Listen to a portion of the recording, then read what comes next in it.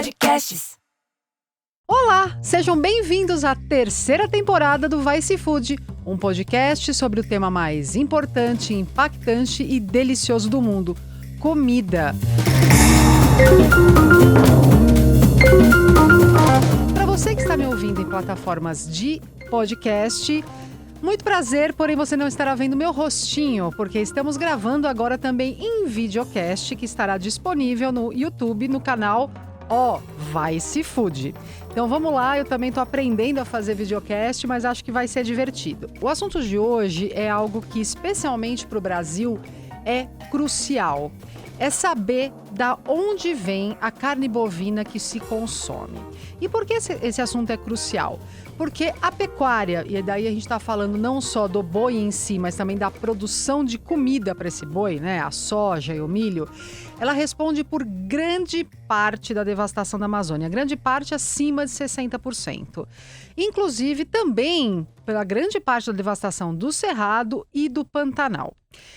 Além de consumir, da gente estar consumindo os nossos biomas para ou comer carne ou dar de comer para a carne que a gente come, ainda a gente tem várias questões sanitárias, de pesticida nessas monoculturas. Então, a carne bovina no Brasil é uma questão sociopolítica ambiental, não é apenas uma questão de comer ou não, de gostar ou não. É um assunto que é muito entrelaçado, está na fibra da constituição da sociedade atual e do poder atual também em Brasília. Então, seria muito importante que a gente diminuísse o consumo de bicho, né? Como eu sempre falo, não dá mais no planeta para a gente consumir tanto bicho, mas a gente faz um outro episódio de novo sobre o assunto. Mas aqui no Brasil seria muito, muito, muito importante, se opta por consumir carne vermelha, saber da onde vem essa carne. Qual é a história deste boi? E não é só para porque é bonito saber de onde vem o alimento, é porque é essencial, de novo, em questões sociopolíticas e ambientais. A gente hoje está com uma convidada que está à frente de um projeto muito importante que chama Do Pasto ao Prato. A nossa convidada de hoje é a Vivian Ribeiro. Muito obrigada, Vivian, pela participação aqui no Vice Food. Eu que te agradeço, Aline, é um prazer conversar com vocês aqui mais sobre o Do Pasto ao Prato. E assim, você colocou basicamente tudo que a gente pode, assim, resumiu perfeitamente a importância da gente conhecer mais de onde vem essa carne lá do pasto até o nosso prato. A Vivian, é bom apresentar direitinho para vocês entenderem quem ela é. Ela é bióloga pela Universidade Federal de Goiás, com mestrado e doutorado em ecologia. Ela é pesquisadora e cientista de dados na iniciativa Trace, que depois você explica para a gente o que é. Desde 2006, a Vivian trabalha com a influência de políticas públicas e privadas no desmatamento, utilizando, claro, análises espaciais com grandes bancos de dados. Em 2019, ela se mudou para a Suécia, talvez eu tenha um pouco de inveja nesse momento, onde ela trabalha no Stockholm Environment Institute. E ela é co-criadora do projeto do Pasto ao Prato, que é o nosso tema de hoje.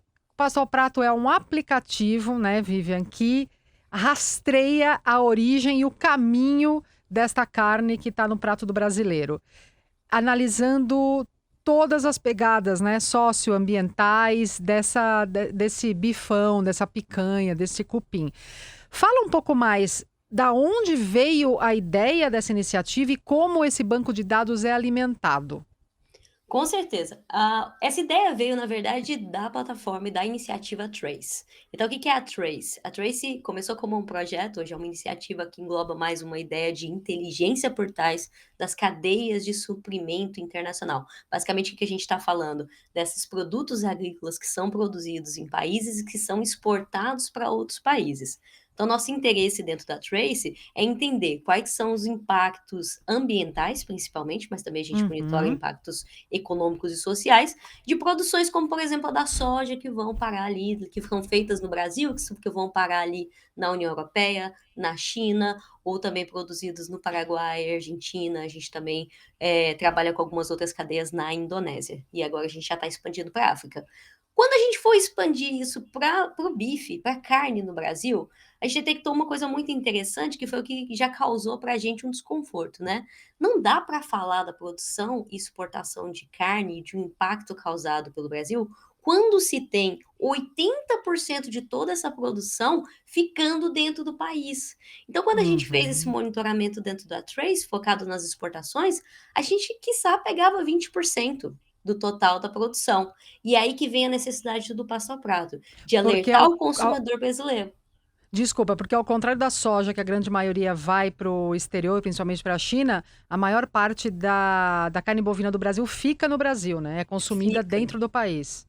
Fica no Brasil e mesmo com a crise econômica que a gente observa já nesses anos mais recentes, já em 2021, 2022, ainda assim é algo em torno de 76% dessa carne ainda fica dentro do país. Eu li uma vez e vi um documentário uma vez que falam.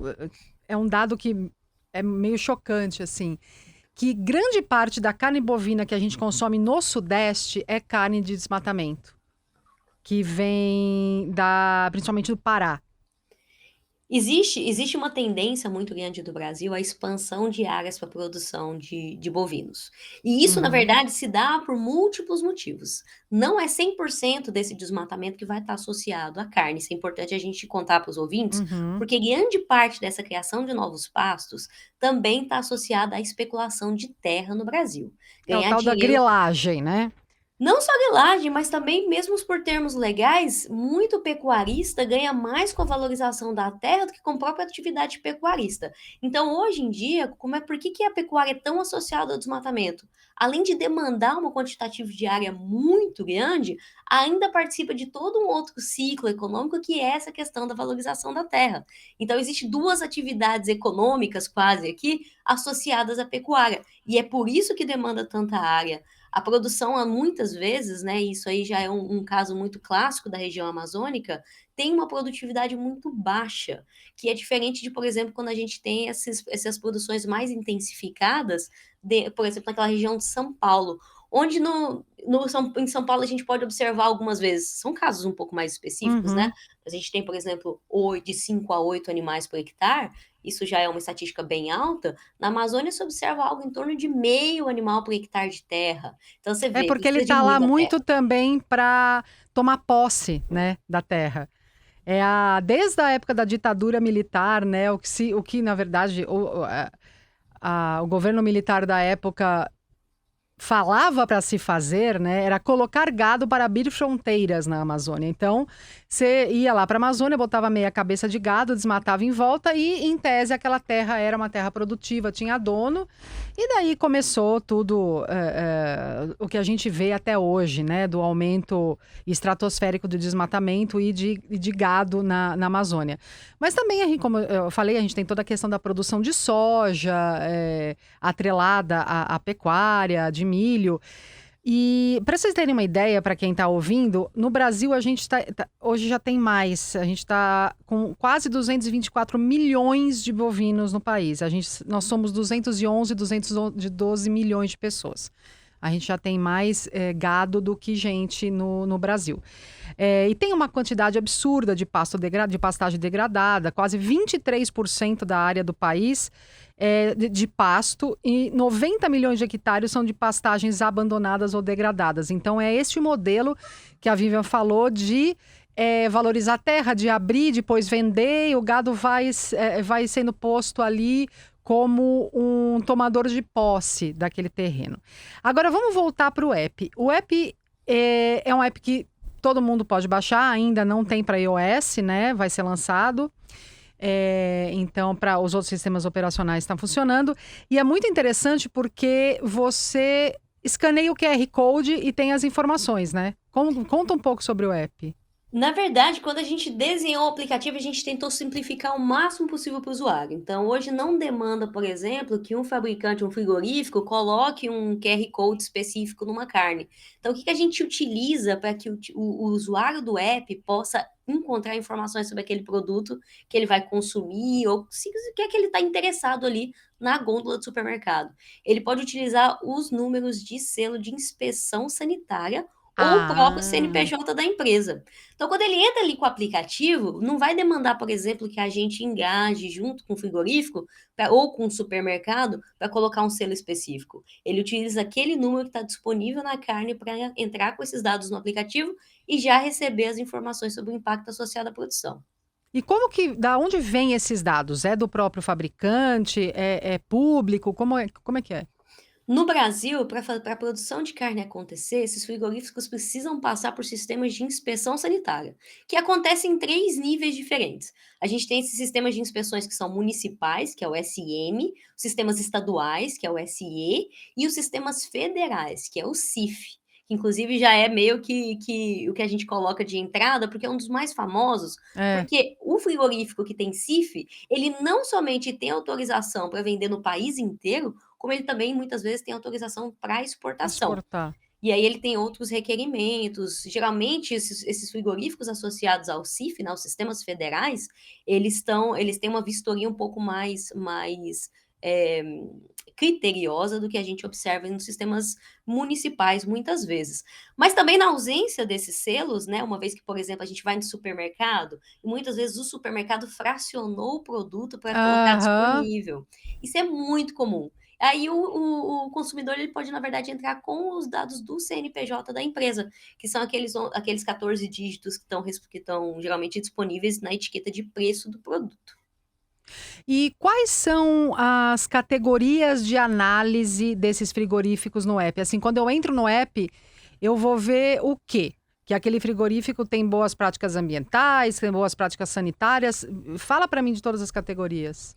A gente atualmente trabalha com 4 indicadores de performance daquele frigorífico, que são Tá. eles: desmatamento, então a gente tem ali a área desmatada na zona de compra do frigorífico, e aí eu vou até falar um pouquinho mais sobre esse indicador junto com o indicador de queimadas, que é bastante semelhante, que a gente tem todo um processo de identificar também quem são os fornecedores indiretos daquele frigorífico. Ah, é isso que eu ia te perguntar, porque tem a história do aquecer gado de não é aquecer, é limpar o rastro do gado de desmatamento, né?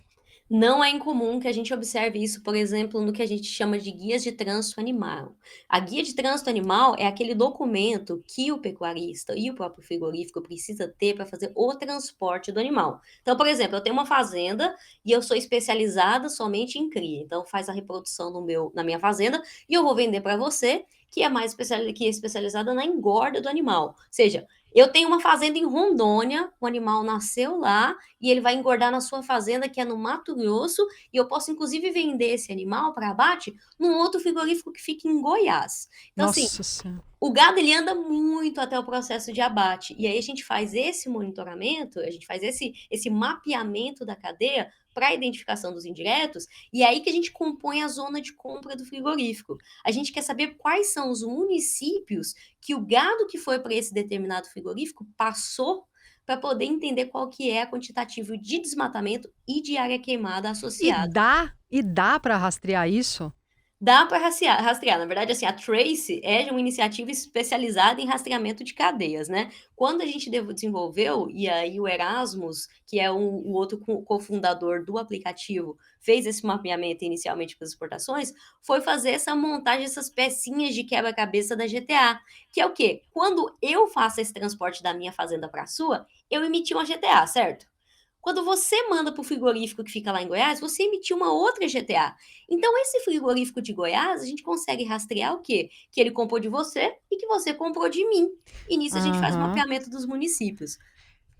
É isso, a gente está falando aqui de todos os processos legais, né? A gente não tem como rastrear todos os frigoríficos ilegais, que a gente sabe que tem muitos pelo Brasil ainda, né? Mesmo em 2022 ainda se abate e se cria, enfim, a gente não tem, principalmente fora dos grandes centros, muita certeza da procedência daquela carne, né? Então, isso é mais uma coisa. Se você entra no app, você não vê o CNPJ, você não vê o selo de CIF, você vê que você não tem como rastrear, muito provavelmente tem o trocadilho escroto boi na linha, né? O coitado boi veio de sabe-se lá onde, então a probabilidade daquela cadeia não ser regularizada, oficial, é grande, né? Na verdade, são 2 tópicos, né, porque muitas vezes a gente só trabalha com aqueles que têm sistema de inspeção, que a gente realmente Uhum. consegue monitorar, que estão habilitados e autorizados para funcionar. Mas existe também um outro problema por trás disso, que é o consumidor chegar no supermercado e não ter nenhuma informação sobre o frigorífico. E isso o próprio Procon já sinalizou, já tem ações no Procon contra isso. Então, assim, não, a gente tem 2 esferas de conhecimento do consumidor, que o consumidor precisa ter, né. Não é somente quais são qual que é o impacto associado àquele produto, mas também um mínimo de conhecimento de quem que é o fornecedor daquele produto. Aí já é uma questão até de proteção da sua própria saúde. Será que o que você está comendo ali vai te fazer bem ou não? Ah, então o aplicativo eu vi que uma das áreas de um dos temas de abrangência do aplicativo é a questão sanitária, né. E conta pra gente então o que o usuário vai encontrar quando ele entrar no app? Ele vai encontrar quais categorias de análise daquela carne? Perfeito. Então, uma vez que o consumidor ou o usuário interessado do app, porque isso é muito importante a gente falar, inclusive, que uma parcela muito grande dos nossos usuários são vegetarianos ou veganos. Uma vez que essa pessoa interessada em saber mais sobre o produto, ela chega no supermercado, ela escaneia aquele produto, né? Ela insere os dados do selo de inspeção sanitária ou do CNPJ, ela não somente vai encontrar esses indicadores de área queimada na zona de compra ou de área desmatada na zona de compra, mas também informações sobre as multas que foram aplicadas naquele frigorífico, e aqui é importante Hum. a gente dizer que é o que a gente já chama do Brasil de trânsito em julgado. Aquelas multas já estão pagas. Não existe um processo aberto de que aquele não foi devido. Então são multas pagas pelo frigorífico em desacordo com as normas sanitárias ou de bem-estar animal. Então a gente tem um indicador específico para isso.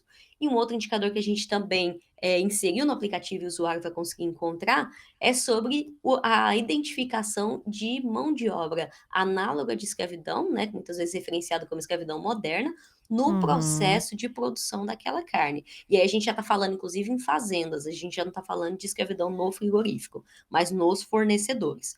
Quando a gente coloca esses 4 componentes juntos, a gente oferece para o usuário um ranking que vai de 100 a 1, sendo 1 o melhor e 100 o pior, e também 3 classificações, que é bom, regular e ruim. E aí o usuário vai poder comparar esses produtos e fazer uma escolha pelo melhor produto, aquele produto que tem mais qualidade associada.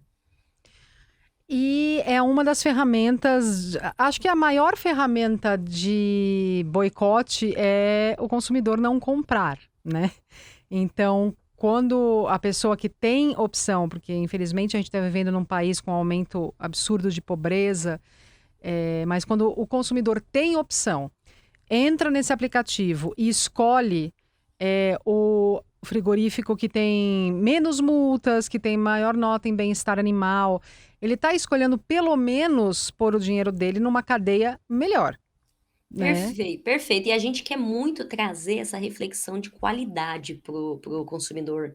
Será que eu estou ali na frente da gôndola do supermercado, eu estou escolhendo o meu produto pode estar vermelhinho, fresquinho, mas tem casos de trabalho de mão de obra escrava associada à produção, tem não sei quantas multas pagas por infração sanitária, cheio de desmatamento associado. Será que isso é um produto de qualidade? Será que você Não. quer levar para casa um produto que foi produzido com mão de obra escrava?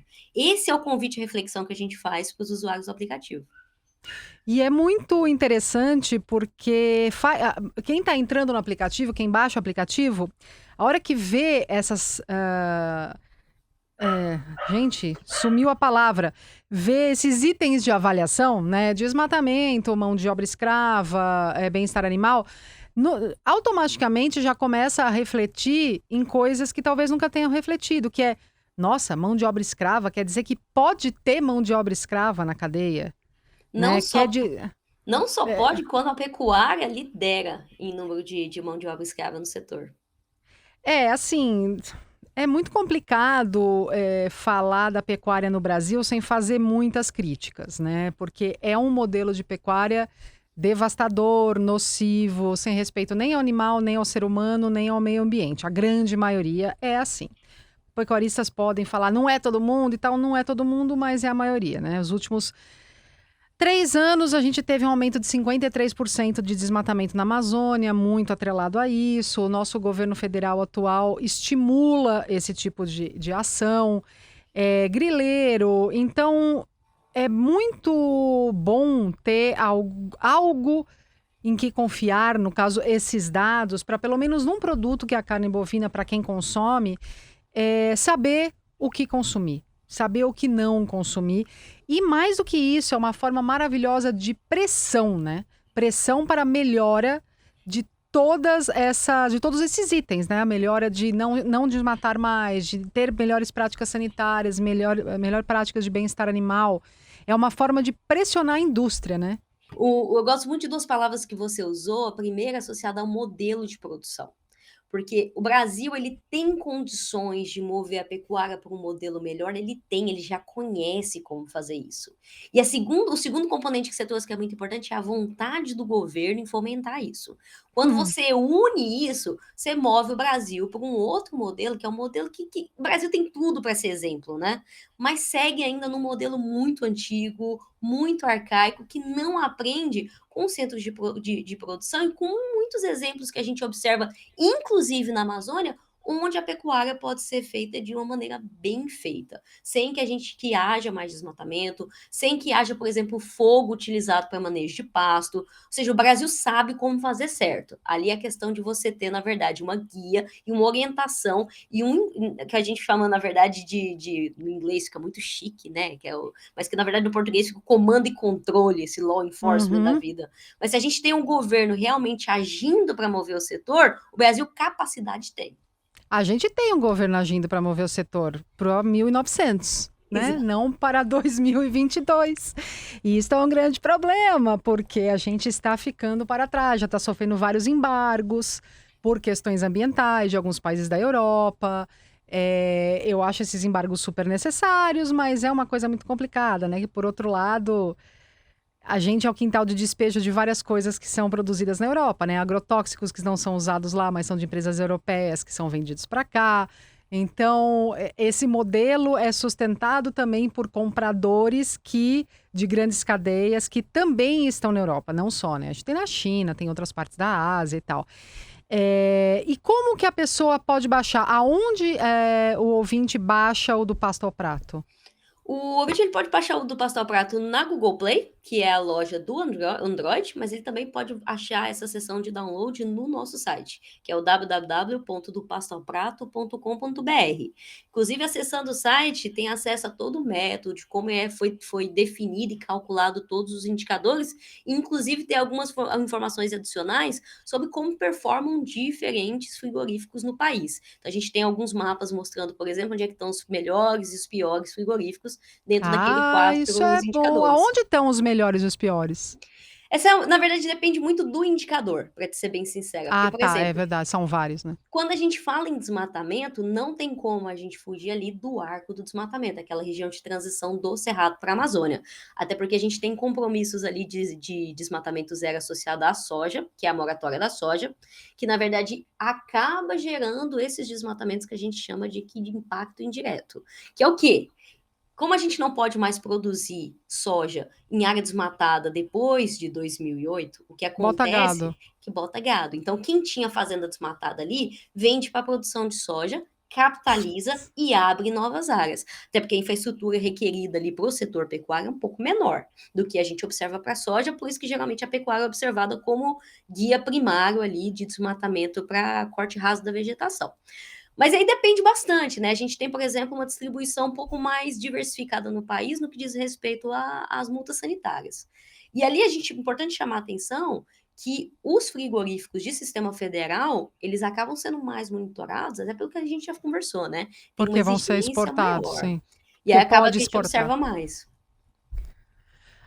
Eu aconselho todo mundo que come carne bovina, baixar o do Pasto ao Prato, entrar no site.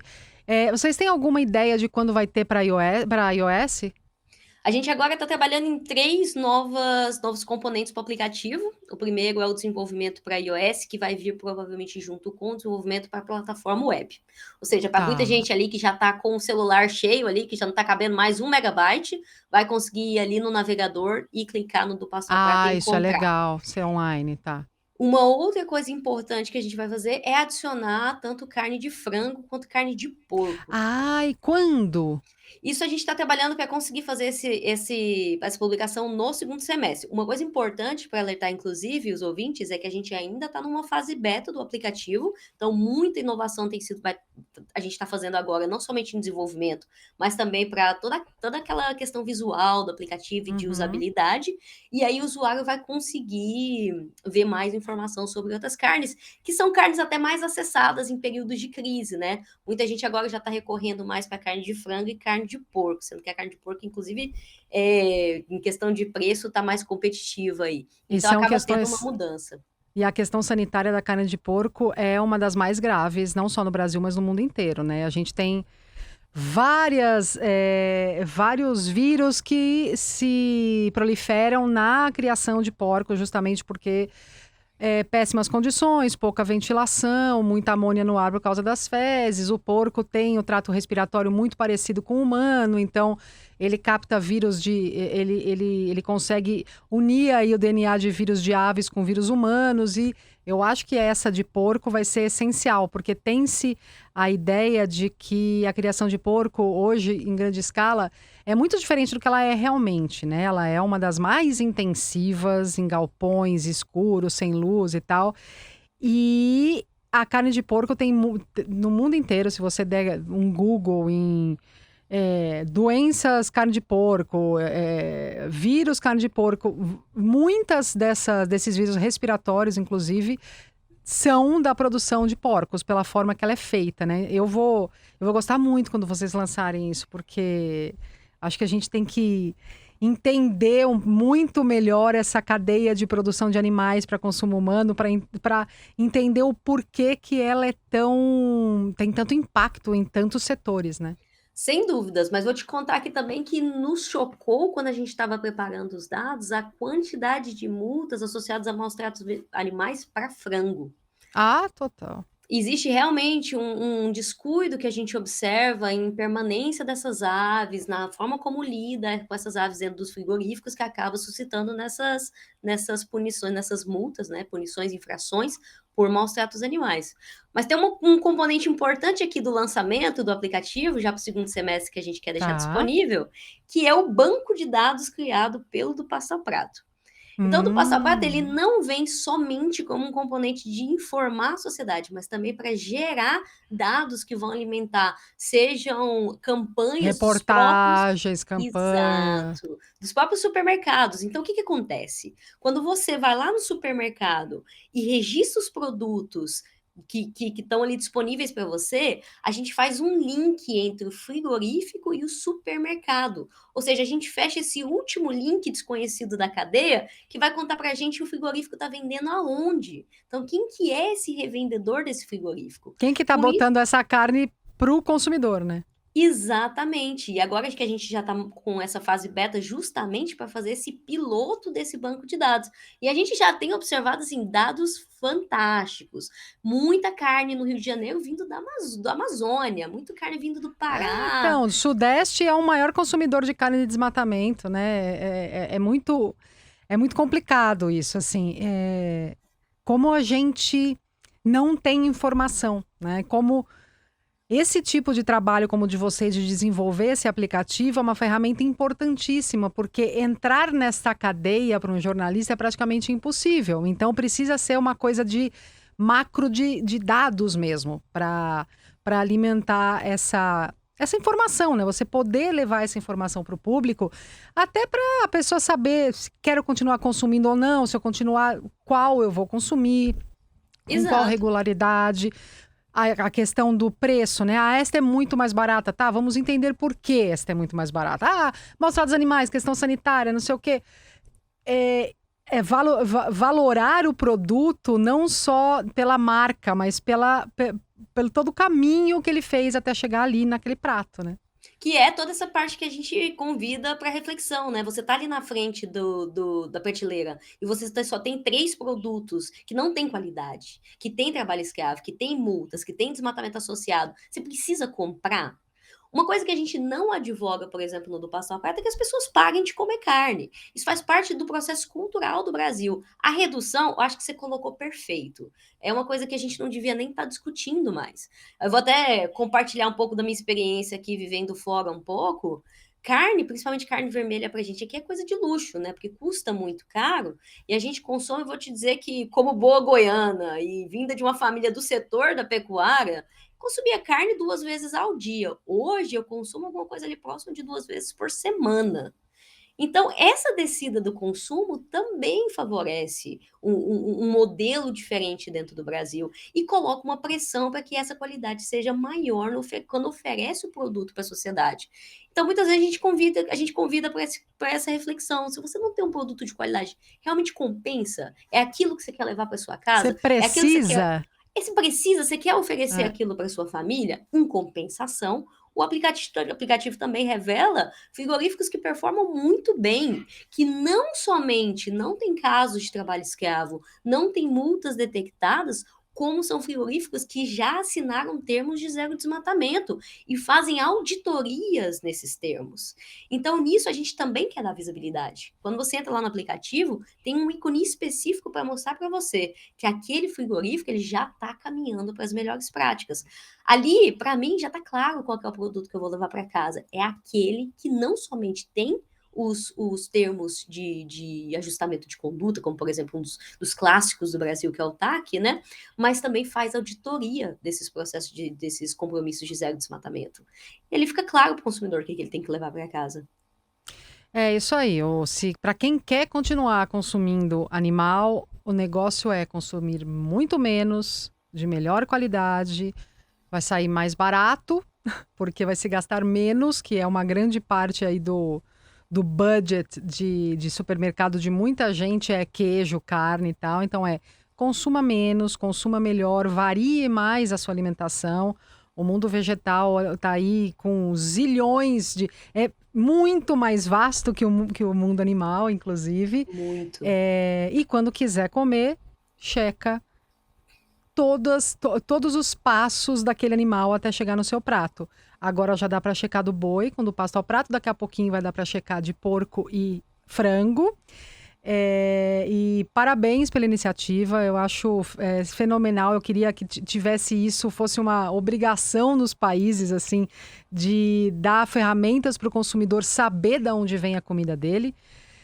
Saber o que foi usado no processo, no caso também de antibióticos e tal, esse é um outro passo, né? Mas eu acho muito importante também, porque a questão de resistência a antibiótico por causa da produção animal é uma grande preocupação no mundo, né? A gente muitos dos antibióticos dados não só para pecuária, né? Mas para toda a criação animal são os mesmos dados para humanos e está se desenvolvendo de uma forma global, os humanos, uma resistência muito grande a antibiótico, justamente por causa da resistência a antibiótico dos animais também, porque esse antibiótico não vira purpurina, né? Ele vai para a água, enfim, é todo um outro assunto, mas é o mesmo, no final das contas, a gente está falando de criação animal. Vivian, muito obrigada. Tô aqui querendo que seja logo para iOS, porque eu tenho iOS, então eu queria usar o aplicativo. Tomara que vocês façam essa atualização logo. E meus parabéns pelo do Pasto ao Prato. E você quer terminar falando alguma coisa? Eu gostaria de convidar as pessoas para conhecer a gente também nas mídias sociais, então não somente o site, mas a gente está no Twitter e a gente está no Instagram. Então no Instagram a gente sempre pede, a gente tem ferramentas de compartilhamento dentro do aplicativo. Então vai no supermercado, usa o do Pasta ao Prato, compartilha, fomenta essa movimentação até para que a gente consiga consistir esse banco de dados mais informativo no país todo. Atualmente a gente já está em todos os estados brasileiros, mas a gente ainda precisa muito aumentar a utilização do aplicativo nas regiões mais de interior do país. Então, convidar todo mundo para seguir a gente, contribuir com o Do Pasto ao Prato, que é uma iniciativa de ciência cidadã, e a gente está muito aberto para receber qualquer contato. Tem contato pelo aplicativo, tem contato por mídia social, tem contato também pelo website, e a gente fica muito feliz de engajar com universidades, com sociedade civil, com supermercados, frigoríficos e também com o consumidor interessado em saber mais. E muito obrigada por esse espaço, para a gente é sem valor, isso aqui é inestimável que a gente pode fazer com podcast, com mídias sociais, então a gente acredita muito no poder dessa divulgação. Vamos divulgar, porque informação é poder, né? É poder de escolha, é poder de pressão, é poder de melhora social. E a gente está aqui para isso. Muito obrigada, Vivian, foi ótimo. E aqui a gente fica com mais um episódio do Vice Food. Como sempre digo, o que comemos molda o mundo.